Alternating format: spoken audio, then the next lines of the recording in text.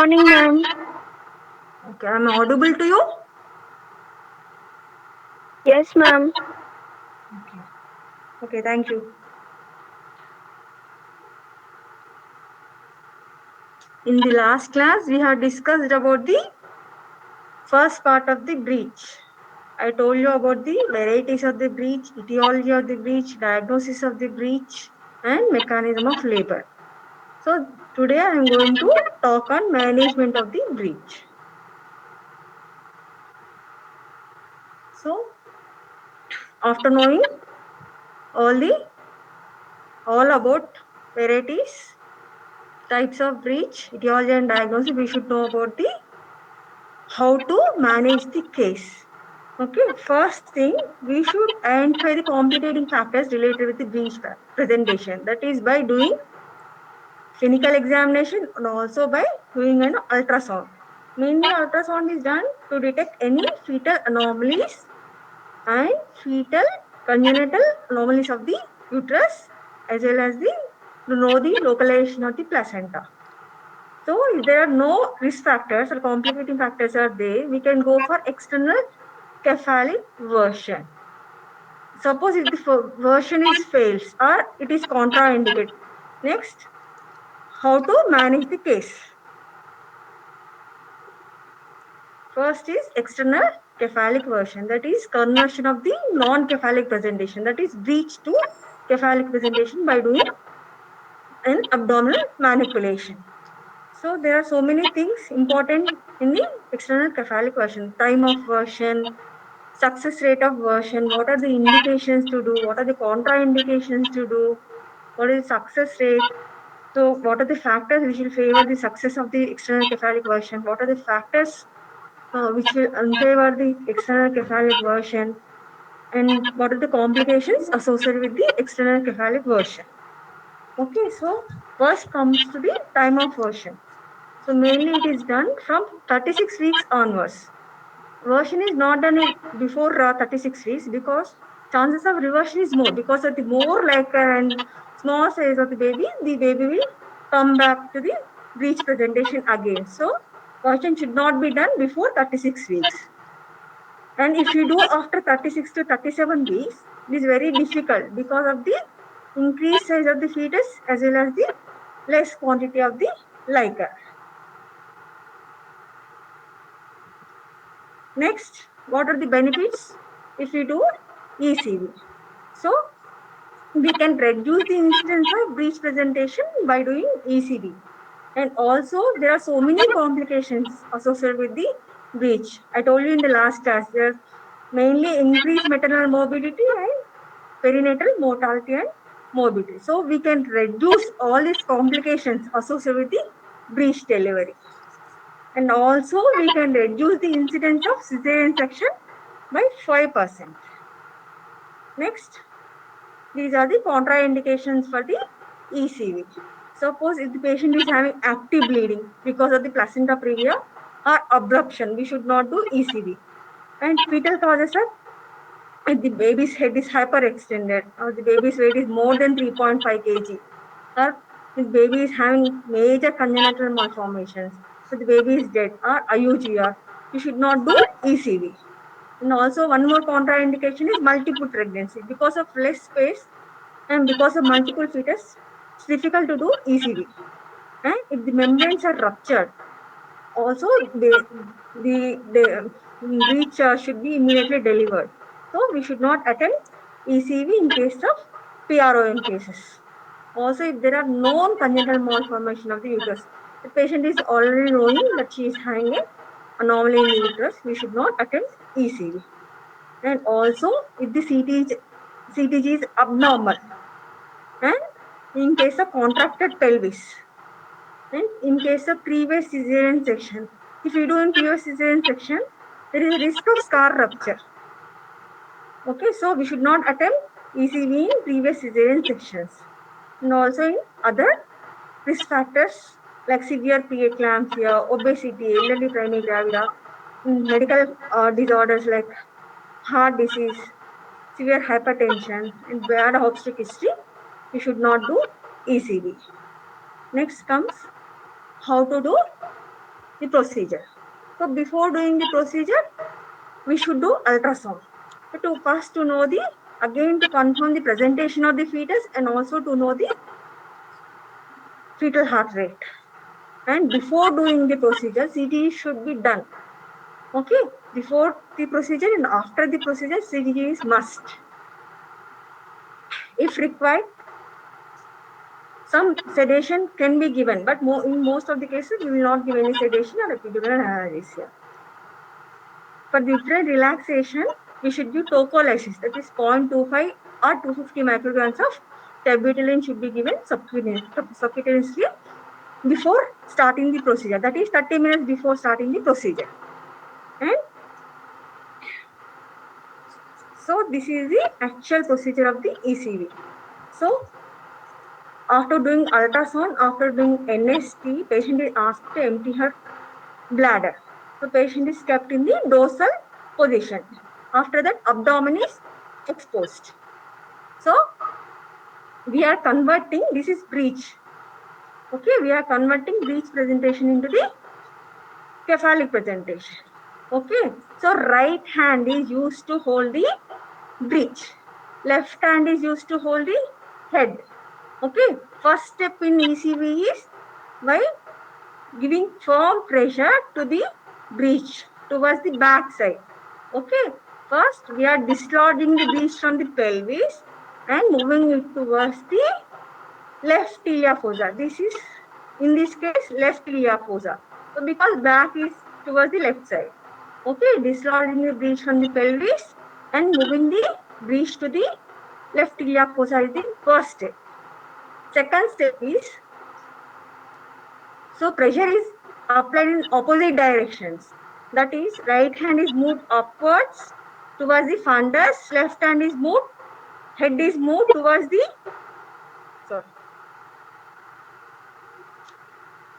head is moved towards the pelvis. So gentle pressure is applied intermittently, not continuously. Intermittently, so the life becomes transverse lies. In this the lie is transverse. This lie is longitudinal. So till the lie becomes transverse, we should give firm pressure intermittently. So once the lie becomes transverse, we should change our hands. That is, we are holding the left hand, we are holding the head with the left hand. Now we should hold the head with the right hand, breech with the left hand. So hands are changed to prevent the crossing over of the hands. Okay, this is the third step. After changing the hands, we should give gentle pressure intermittently till the head comes to the pelvis. Okay, and breach to the fundus. So this is the completion of the procedure. So after the completion of the procedure, we should again check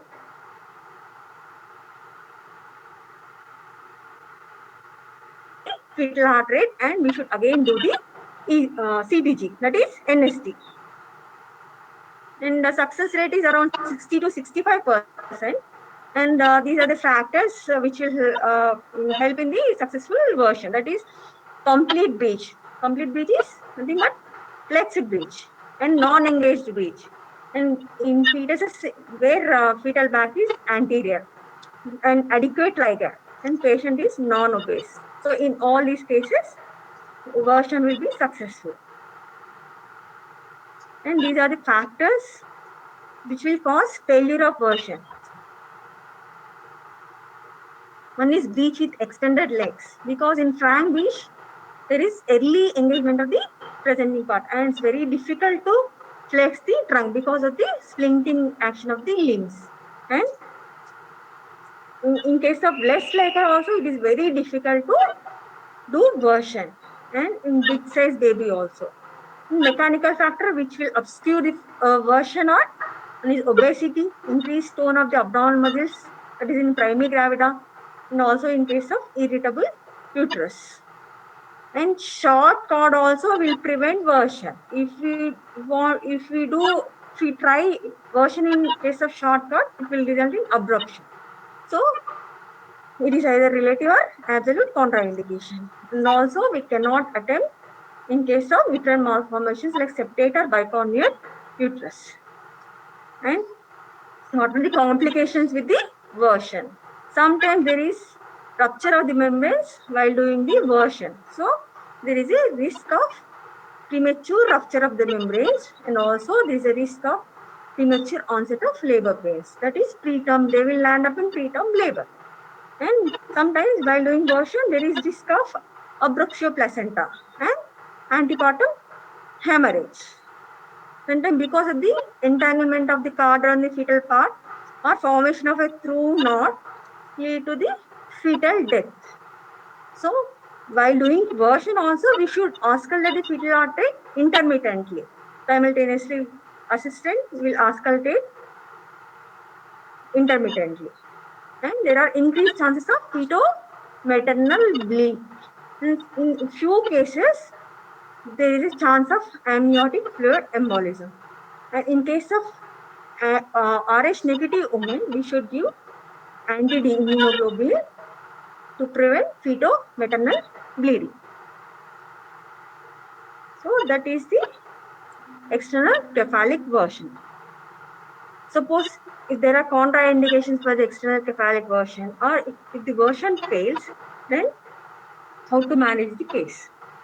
So these are the indications for the elective cesarean section. We can straight away do planned elective cesarean section in the following conditions. If the baby's estimated fetal weight is more than 3.5 kg, or if it is the head is hyperextended, that is stargazing fetus. In case of footling presentation, because in footling presentation there is a risk of cord prolapse because of the premature rupture of the membranes. And in case of suspected pelvic contraction, in severe IUGR or in any associated complications, we can directly go for the elective cesarean section. And these are the cases which we can plan breech delivery. So criteria to be fulfilled before planning for vaginal delivery, we should check for all these things. One is fetal weight should be between 1.5 and 3. It should not be less and in short, it should not be more. It should be average size, that is 1.5 to 3.5 kg. And fetal head should be in flex position. And pelvis should be adequate. And there should not be any medical or obstetric complications. And facilities should be available to do emergency cesarean section. And anesthetists and neonatologists should be available 24/7. And experienced obstetrician should be available who will do the vaginal breech delivery. And also facilities should be there for the continuous labor monitoring.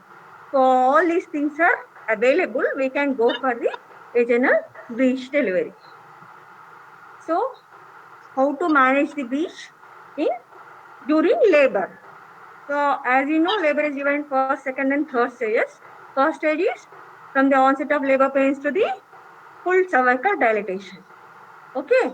So in breech, spontaneous onset of labor will increases the chances of successful vaginal delivery. So we wait for the spontaneous onset of labor pains. We will not induce the patient. Okay. So vaginal examination is indicated only before starting the at the onset of the labor pains, that to be for the pelvic assessment, and also immediately after the rupture of the membrane. This is to exclude any cord prolapse. Okay, so these are the things which are followed in the first stage. First is IV line is secured as a lifeline.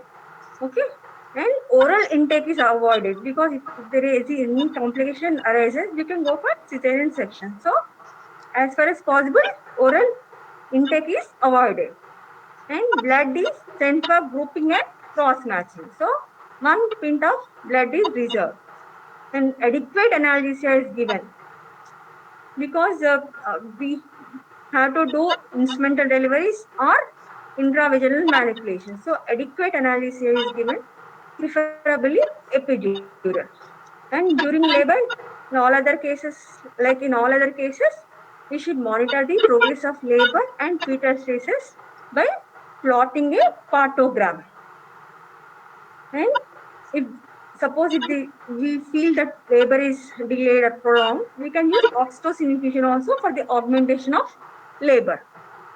And comes to second stage, that is after full dilatation, what to do?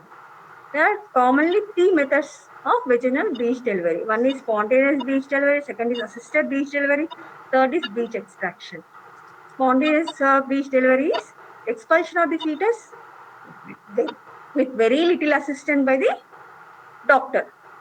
Second is assisted breech delivery. Delivery of the fetus is by the assistant from beginning to the end of the delivery. And third is breech extraction. That is, in part or total entire body of the fetus is extracted with the obstetrician. That is complete breech extraction. Usually we will follow assisted breech delivery. Okay, unless until patient doesn't come in late labor, okay, we can go for assisted breech delivery. Okay, so these are the indications for the breech extraction. One is delivery of the second twin after internal podalic version. Second is cord prolapse. Third is extended legs. And fourth is arrest at the cavity or at the outlet. So only in modern obstetrics, we are doing breech extraction only in case of second twin delivery after doing internal podalic version. And breech delivery should be conducted by a still obstetrician. And I already told you these are the things which are to be kept ready beforehand. That is, one is anesthesia, to administer anesthesia whenever it is required. One neonatologist to resuscitate the baby, an assistant to push the fundus and to give suprapubic pressure whenever it is required, instruments and suture materials for the episiotomy, and pair of obstetric forceps for the after coming aid if required. Next, these are the principles in conduction of breech delivery. These are strictly followed. That is, never to rush. Always never to rush in breech delivery. So, we should have lots of patience while conducting breech delivery. Second is never pull from below, but push from above. Okay, already in breech present, push is given from fundus. So, we should not pull from below. So, suppose if we pull from below, there will be entrapment of the after coming head through the incompletely dilated cervix. And also, if we give traction from below, it will result in the deflection of the head. So, the longer diameter will be presented at the pelvic inlet. That is occipitofrontal diameter. This is 11.5 centimeters. This is bigger diameter. Earlier, it was suboccipitoflegmatic diameter. Now, the longer diameter is presenting. So, we should not pull from below. Next, always keep the fetus with the back anteriorly. So back, always we should keep in mind that back of the fetus should be kept anteriorly. So these are the three principles which are strictly followed in breech delivery. So this picture is showing never to pull from below. So if we are pulling the breech from below, so what is happening? Head is extending. Okay, flexion of the head is lost. So longer suboccipitofrontal diameter is presenting at the pelvic inlet. And what are the steps in the conduction of the breech delivery? So after the full cervical dilatation, patient is brought to the edge of the table. So when the anterior buttock and fetal anus are visible, patient is asked to come down to the edge of the table. And she is placed in the lithotomy position when the posterior buttock distant in the perineum. So to avoid aortocaval compression, so wedge is kept under the back. And like all other cases, antiseptic cleaning of the perineum is done. Bladder is emptied with a catheter. Pudendal block is done along with the perineal infiltration. And episiotomy should be done in all cases of primary gravida and in selected cases of multipara. Okay, so best time to do episiotomy is climbing the breech perineum. Breech climbing the perineum. That is when the perineum is distended and thinned by the breech. That is a correct time to give episiotomy. If we give before the climbing the perineum, there is lot of bleeding. So by giving episiotomy, these are the advantages. It will straighten the birth canal. It will facilitate the forceps delivery. It will facilitate the intravaginal manipulation. Also, it will minimize the compression of the after coming head. So, after the delivery of the buttocks, no touch policy is adopted until the delivery of the umbilicus. Okay. So, till the umbilicus is delivered, we should not touch the fetus. Suppose if the extended legs are extended in frank breech, they are to be decomposed by pressure giving on the popliteal fossa. So this I will discuss later. And one more thing, important thing to do is card is pulled gently down and it is mobilized to one side of the sacral base. This is to prevent card compression by the fetal head. And the back is posterior. Rotate the trunk to bring the back anteriorly. So keep the back always anterior. And baby is wrapped in a sterile warm cover to prevent slipping and also to facilitate manipulation. So always baby is holding a femoro-pelvic grip. That is, thumbs are kept parallel to the vertebral column. Okay, and this index finger is kept over the femur. This is known as femoro-pelvic grip. So we are holding only at the bones. This is to avoid injury to the soft organs like kidneys, liver, spleen. Okay. So this is the ideal position to hold the breech. Next, delivery of the arms. So after the delivery of the umbilicus, fetus is holding a femoro-pelvic grip and gentle downward traction is given until the scapula is visible. So we can know whether the arms are flexed or extended. If the the middle border of the scapula is parallel to the vertebral column, it indicates that arms are in flex position. The middle border of scapula is not in parallel with the vertebral column, that indicates extension of the arms. That is, parallelism is lost. Law of parallelism is lost in extended arms. Okay, so once the axilla is visible, gentle traction is given till the axilla is visible. So once the axilla is visible, arms are delivered by hooking down each elbow with a finger. So this is the delivery of the arms. So see here, axilla is visible. So just hooking down the elbow, the arm will deliver. So same method is applied on the opposite side. Next important step is delivery of the after coming head. This is most crucial stage of the delivery. The time period between the delivery of the umbilicus and to the delivery of the mouth should not be more than 5 to 10 minutes. Okay, otherwise, baby will have fetal asphyxia.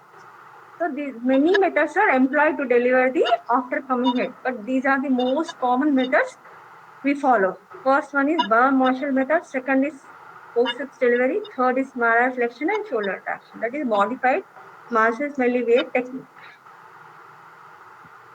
This is the Baum-Marshall method.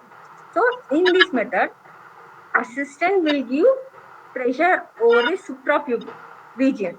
Okay. So this is to maintain flexion of the head. Okay. So assistant will give with the flat of the hand. And baby is hang by its own weight. We should not hold the baby.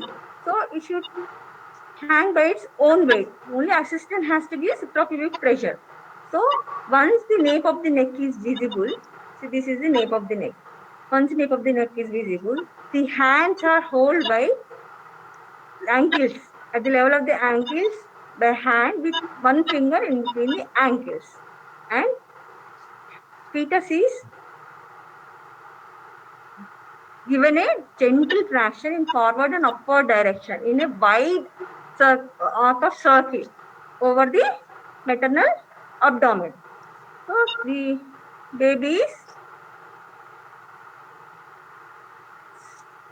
is swung over the maternal abdomen in a wide arc of circle. Okay, this is Burn Marshall method. With the other hand, with left hand, we should give support to the perineum. Immediately after the delivery of the mouth and nostrils, with mucus sucker, all the secretions are taken off.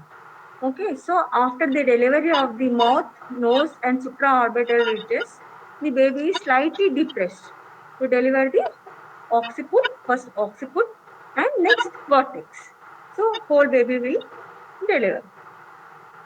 Next step is forceps to after coming head. So ideal forceps to use for the after coming head is Piper's forceps. This is a Piper's forceps.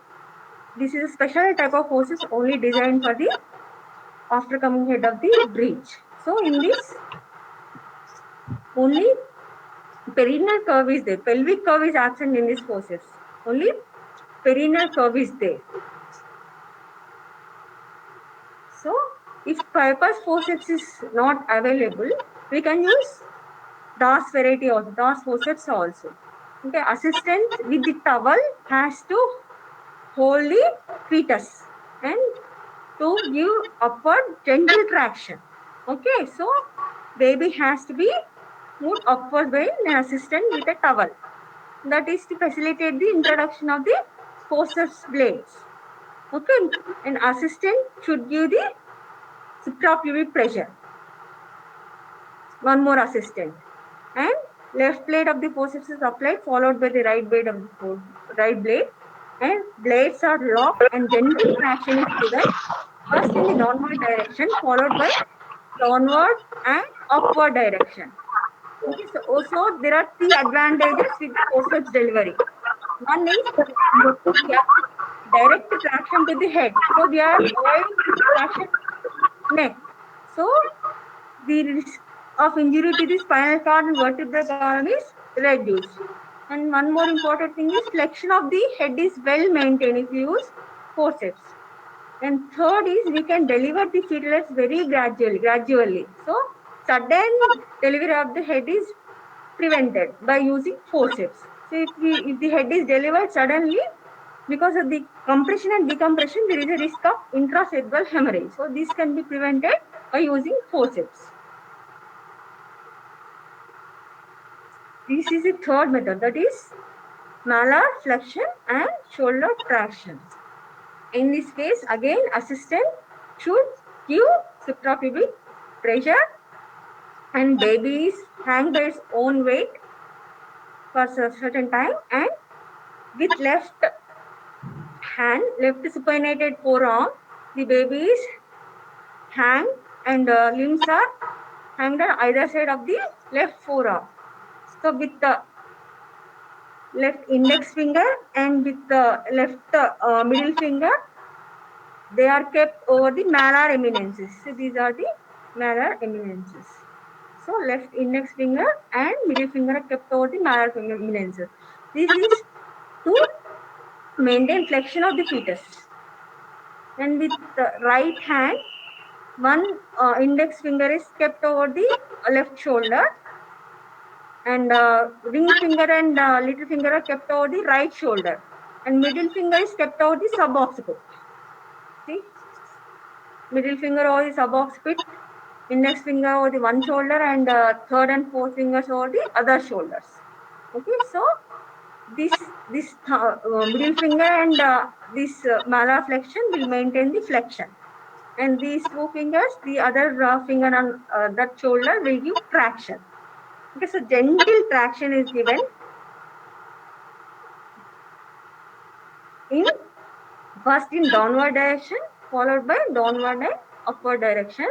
So once the occiput is seen below the pubic arch, the baby is again swung over the maternal abdomen in a wide arc of circle. Okay, this is malar flexion and shoulder traction. So this is modified method for the malar flexion and shoulder traction. One classical malar flexion, original malar flexion and shoulder traction was they used to keep fingers inside the mouth. So in modified method, they are keeping two fingers over the malar eminence. That is the only difference between the modified and original method. And these are the special techniques we use to deliver the in difficult breech presentation. Suppose the breech is not delivering, there is delay in the delivery of the breech. We can put two index finger over the groin and gently give downward traction to deliver the breech. This method is used if there is any delay in the breech or buttocks. Next is this is Pina's maneuver. Pina's maneuver we use really in frank beat. This is frank beat. Frank beat is nothing but extended legs. So two fingers, that is index and middle finger, as gently pass inside and gentle pressure is given over the popliteal fossa. So there is abduction and flexion of the leg. Okay, so once the leg is flexed, we can catch hold of the ankle and pull the leg below. Okay, same method is applied on the opposite side. This is known as Pina's maneuver. This method is used in uh, extended lower limbs. Next, this is the Lausitz maneuver. So this method is used in extended arms.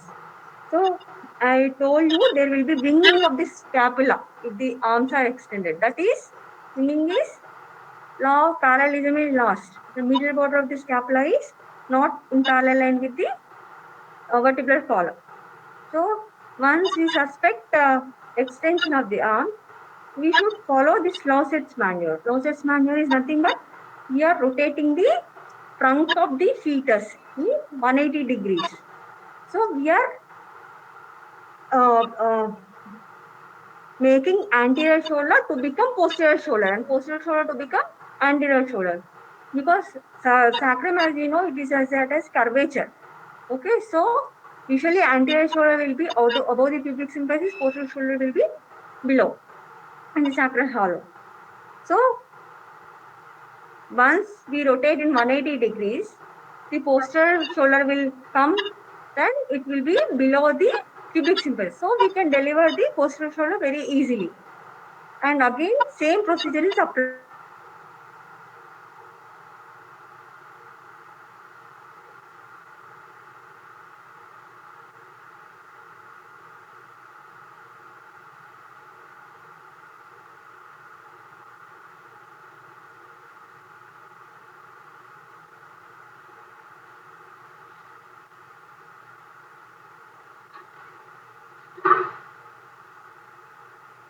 posterior. Okay, suppose on any circumstances we are not able to rotate the fetus uh, anteriorly, then we can use this modified Craig maneuver. So two fingers of one hand are grasping the shoulders, and the other hand should hold the ankles of the fetus.